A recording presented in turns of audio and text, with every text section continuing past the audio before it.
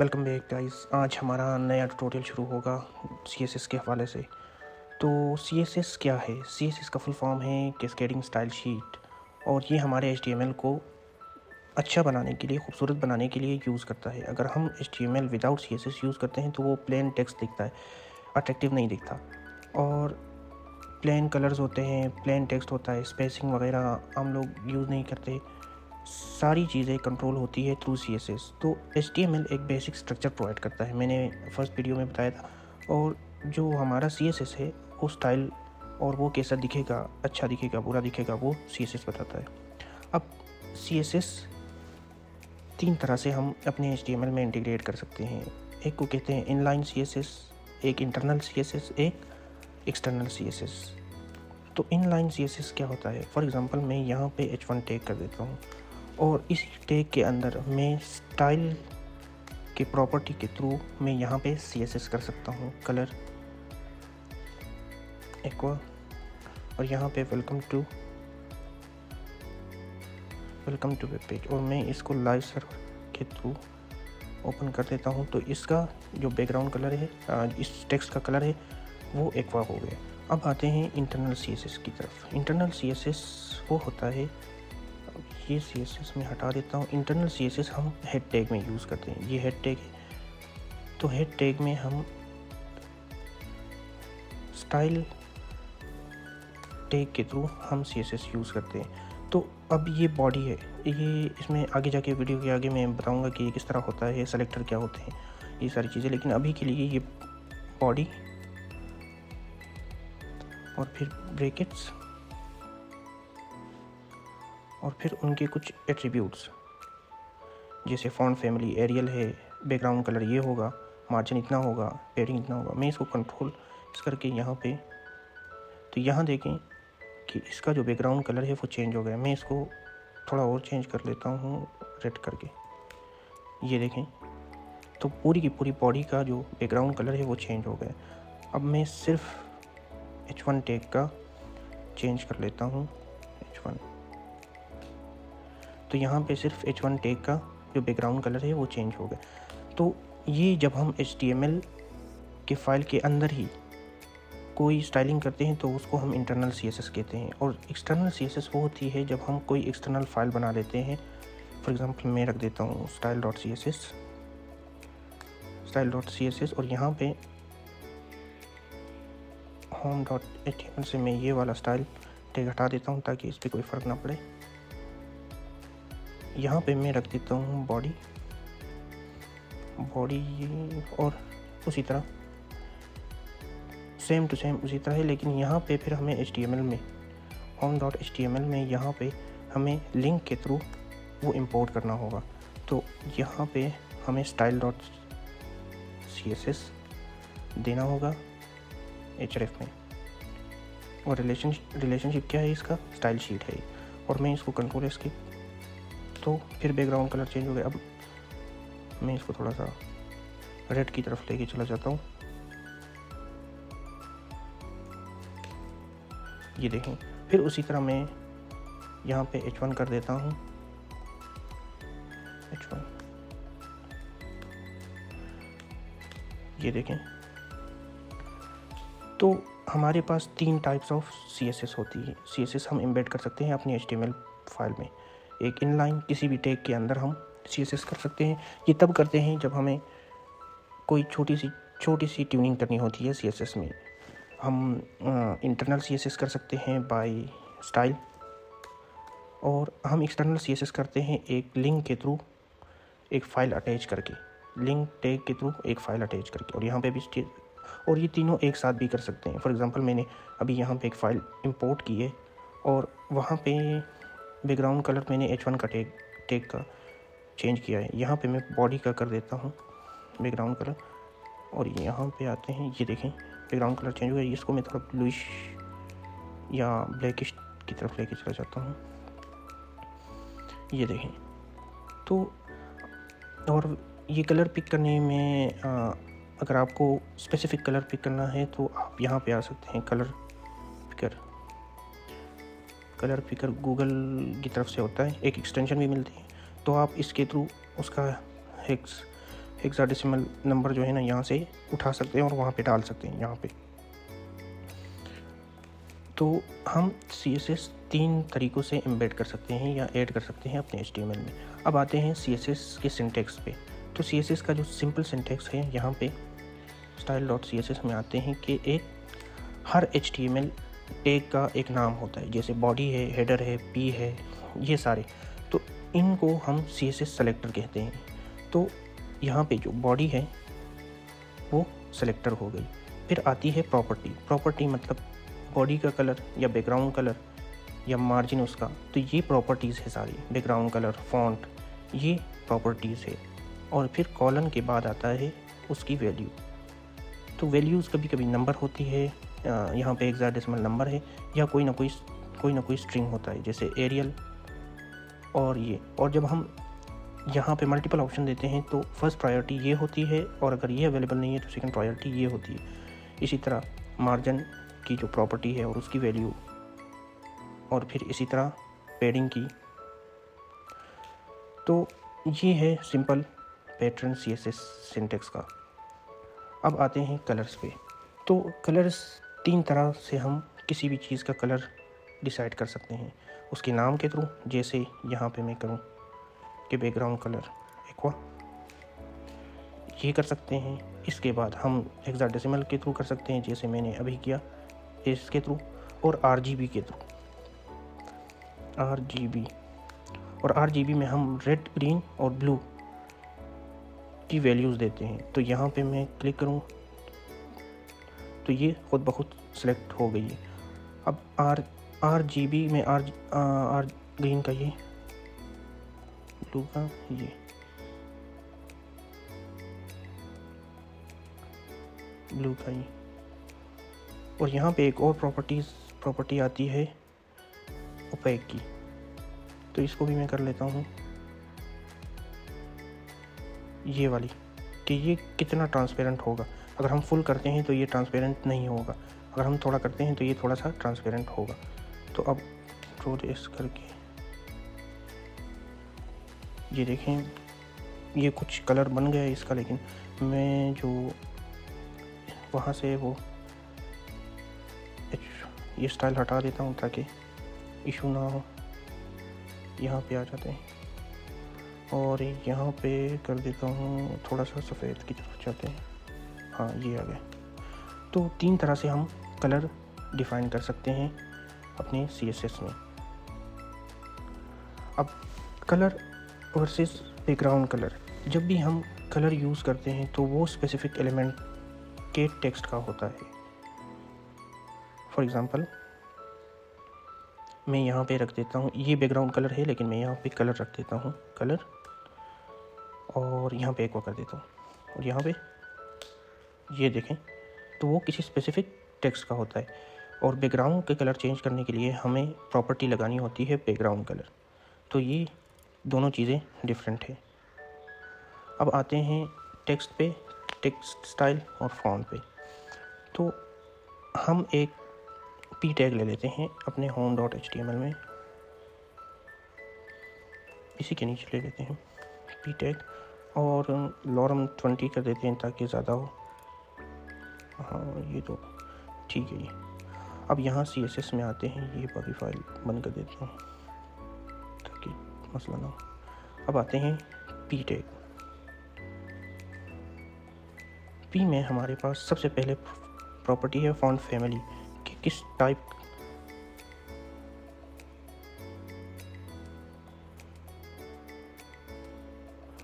अब फॉन्ट में सबसे पहले हमारे पास आती है फॉन्ट फैमिली, कि किस टाइप का फॉन्ट है। तो फॉन्ट में बहुत टाइप्स है, फॉन्ट फैमिली, और हम ये जितने भी फैमिलीज़ हैं इनमें से किसी को भी चूज़ कर सकते हैं। मैं जॉर्जिया करता हूँ। फिर इसके बाद आता है फ़ॉन्ट साइज़, कि उसका साइज़ कितना होगा। फ़ॉन्ट साइज़ लार्ज होगा, मीडियम होगा, स्मॉलर होगा, extra large, extra small, XX large. तो ये हम इस तरह भी स्पेसिफ़ाई कर सकते हैं, और एक नंबर के थ्रू भी स्पेसिफ़ाई करते हैं कि इतने पिक्सल होगा, 220 पिक्सल।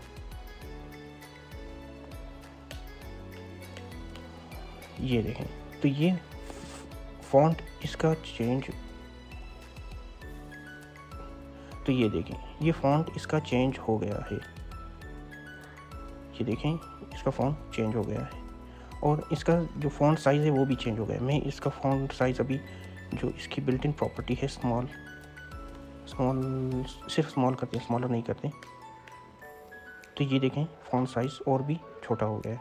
तो आप इस तरह साइज़ डिफ़ाइन कर सकते हैं। इसी तरह हम फ़ॉन्ट वेट भी डिफ़ाइन कर सकते हैं कि फ़ॉन्ट वेट इसका कैसे होगा। तो फ़ॉन्ट वेट बोल्ड करना है, इसी तरह और भी बहुत सारी प्रॉपर्टीज़ है कि देखें लार्ज, मीडियम, स्मॉल, ये सारी चीज़ें, और इसमें बिल्ट इन प्रॉपर्टीज़ भी है कि बोल्ड करना है या नहीं करना। तो मैं रख देता हूँ बोल्ड, फ़ॉन्ट वेट, हाँ सेमीकोलन नहीं है यहाँ पे इसलिए मसला कर रहा है। तो इसकी हाँ, तो ये बोल्ड होगा, लाइटर होगा या नॉर्मल होगा, और इसी तरह हम नंबर भी दे सकते हैं इसको। तो मैं 400 दे देता हूँ।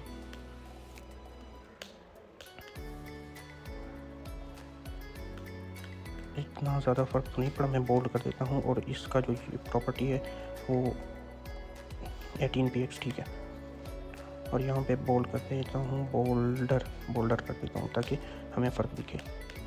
ये देखें, और मैं अब बोल्ड हटाता हूँ, नॉर्मल करता हूँ, ये देखें। तो इसी तरह हम बोल्ड या नॉर्मल कर सकते हैं। इसी तरह हम टेक्स्ट अलाइन भी कर सकते हैं कि हमारा जो टेक्स्ट है वो सेंटर में आए, राइट साइड पे आए या लेफ़्ट साइड पे आए। जस्टिफाई तो नहीं करते, लेफ़्ट कर देते हैं।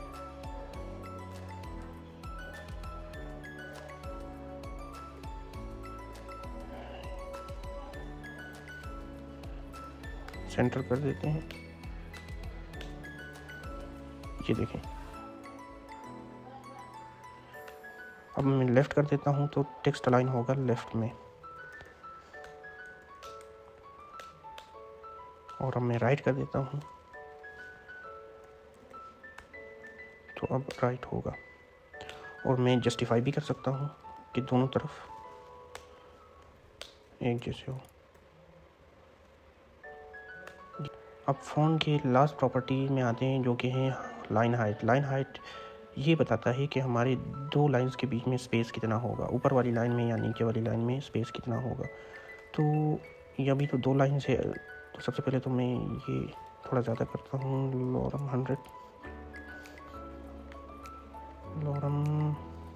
100। अब मैं देखता हूँ, हाँ अब इसमें इतनी स्पेसेस नहीं है। तो सबसे पहले CSS में जाते हैं यहाँ पे, और यहाँ पे देखते हैं, लिखते हैं लाइन हाइट,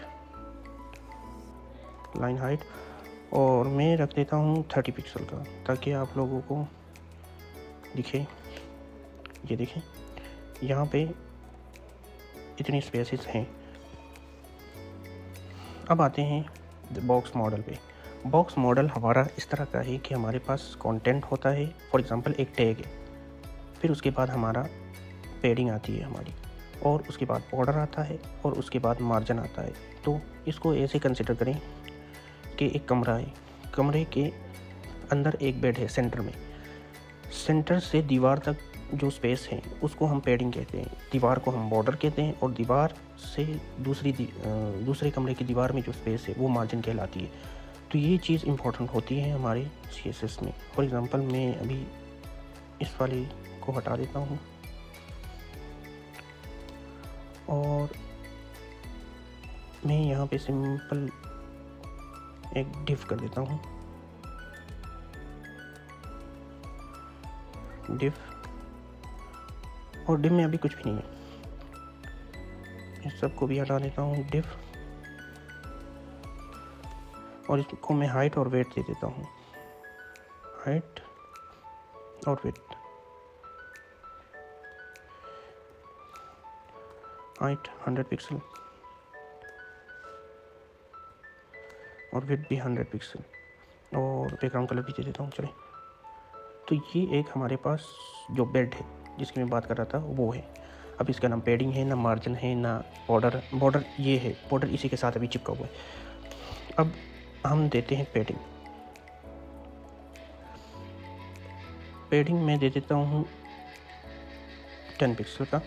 तो ये थोड़ा सा बड़ा हो गया है। तो पेडिंग हमेशा इंटरनल होती है किसी भी चीज़ की। और यहाँ पे मैं दे देता हूँ मार्जिन भी 10 पिक्सल का दे देता हूँ।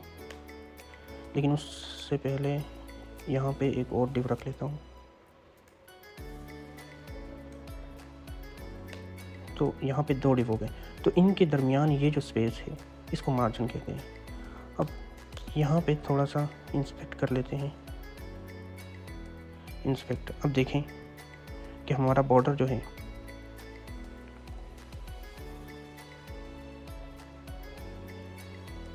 ये देखें कि हमारा 100 बाई 100 एक कंटेनर है, उसके बाहर ये वाली पेडिंग है, बॉर्डर 0 पिक्सल है और हमारा जो मार्जिन है वो 10 पिक्सल है।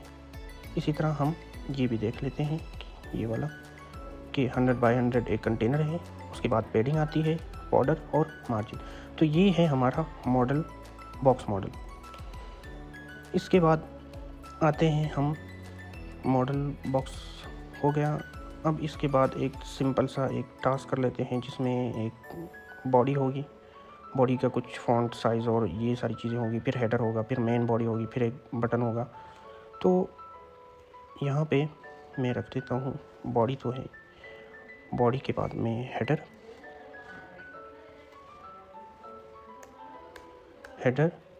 में मैं रख देता हूँ वेलकम टू।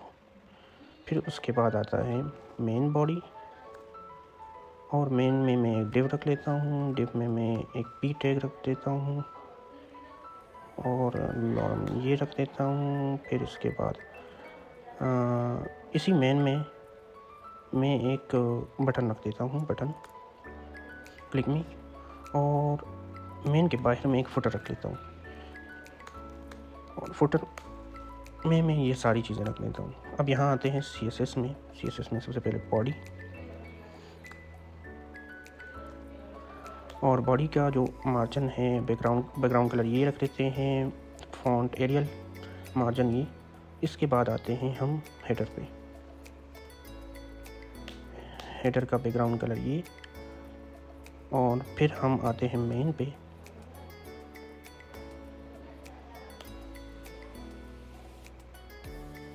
और यहाँ पे आते हैं बटन, और यहाँ पे आते हैं फुटर। अब यहाँ पे कुछ प्रॉपर्टीज़ है उसके बारे में मैं बता देता हूँ। कलर के बारे में, पेडिंग, टेक्स्ट लाइन के बारे में बताया है। यहाँ पे बॉक्स शेडो में समझा देता हूँ। किसी भी बॉक्स के शेडो के लिए हम यूज़ करते हैं बॉक्स शेडो। तो फॉर एग्ज़ाम्पल यहाँ पे H1 टैग मैंने यूज़ किया है। यहाँ पे इंटरनल स्टाइल CSS के थ्रू मैं कर देता हूँ H1 में मैं कलर रेड कर देता हूँ, और यहाँ पे मैं एक डिव रख देता हूँ, डिव।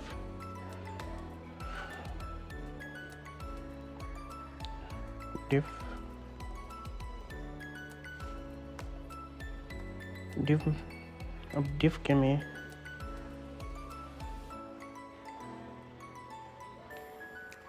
विड्थ, हाइट और बैकग्राउंड कलर रख देते। बैकग्राउंड कलर के बाद अब हम देते हैं बॉक्स शेडो मैंने बताया कि किसी भी एलिमेंट पे शेडो के लिए यूज़ करते हैं ताकि वो एलिमेंट थोड़ा सा फ्लोटिंग लगे, थोड़ा सा ऊपर की तरफ लगे। तो इसकी सबसे पहली वैल्यू होती है कि इसकी एक्स एक्सिस पे कितनी पिक्सल जगह लेगा ये, तो मैं 10 पिक्सल कर देता हूँ। फिर इसके बाद वाई एक्सिस पे कितने लेगा, तो मैं ये वाई एक्सिस, और ये 10 पिक्सल के बाद कितना फैलेगा, तो मैं इसको 5 पिक्सल कर देता हूँ। और इसके बाद इसका कलर क्या होगा, तो मैं रेड कर देता हूँ। तो अब देखते हैं इसको।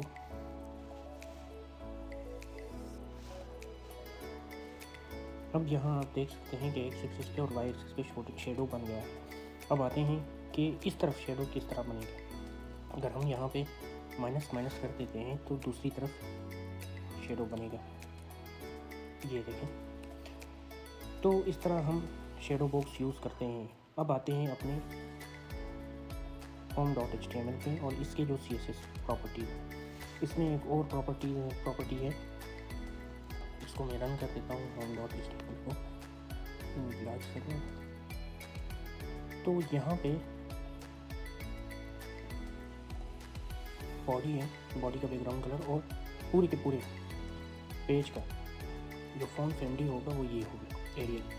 तो ये याद रखें कि जब तक पेरेंट डिव का या पेरेंट टैग का जो CSS होगा वो पूरे के पूरे चैट्स पे अप्लाई होगा। इसके अंदर ये है, इसके अंदर ये भी है, ये भी है और ये भी है, तो ये सब पे अप्लाई होगा।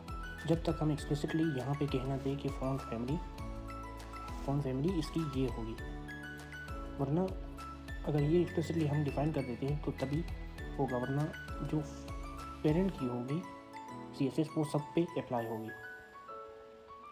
अब इसको हटा देते हैं और यहाँ पे एक और प्रॉपर्टी है टेक्स्ट लाइन। टेक्स्ट लाइन हम सेंटर भी कर सकते हैं,